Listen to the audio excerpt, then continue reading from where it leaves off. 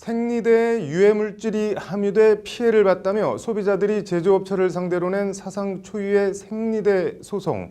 첫 공판 준비기일이 오늘 서울중앙지법에서 열렸습니다. 양측은 준비기일 첫날부터 치열한 법정 공방을 벌였고 재판부는 사건이 쉽지 않다고 생각했는지 두어 차례 크게 한숨까지 쉬며 난감한 모습을 보였다고 합니다. 장한지 기자가 재판에 다녀왔습니다. 깨끗한 나라 릴리안 생리대를 쓴 소비자들이 낸 손해배상 위자료 청구 소송가액은 한 사람당 300만 원입니다. 그러나 전체 소송가액은 무려 159억 원에 달합니다. 소송에 참여한 소비자가 5,320명이 넘기 때문입니다. 하지만 이것도 예고편에 불과하고 원고 측 소송 대리인은 추후 재산상 손해배상까지 청구를 확장할 예정이라고 밝혔습니다. 이제 사회적인 함의도 있고 피해 사례도 많고 하니까 일단은 해보자 이렇게 해서 시작을 하게 된 것이고요. 이제 대대적인 소송전을 예고한 만큼 원고와 피고 양측은 오늘 공판 준비기일부터 치열한 법정 공방을 벌였습니다. 핵심 쟁점은 릴리안 생리대에 인체에 해로울 정도로 유해물질이 포함돼 있느냐, 그리고 이로 인해 실제 피해를 입었느냐 하는 겁니다.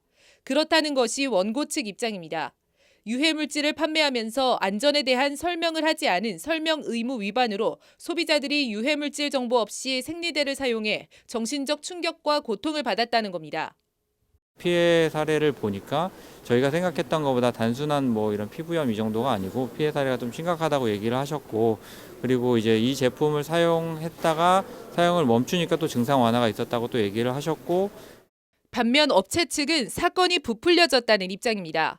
사건 직후 식약처가 본격적으로 조사한 바에 따르면 전혀 위해할 수 없다. 따라서 원고가 주장하는 제조상 결함 등은 인정될 수 없다는 것이 업체 측 반박입니다.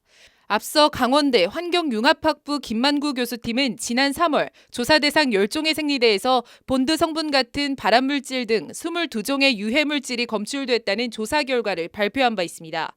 이 과정에 릴리안 생리대 상표가 유일하게 언론에 알려졌고 사건이 일파만파 커지면서 소송에까지 이르게 됐습니다. 쟁점은 명확하지만 관건은 유해성 인과관계 입증 여부와 그 방법입니다. 이와 관련 재판부는 생리대 사용기간이 다를 수도 있고 개인마다 생리적 기능도 다르고 다른 제품과 섞어서 사용한 사람도 있을 것이라며 난감함을 토로했습니다.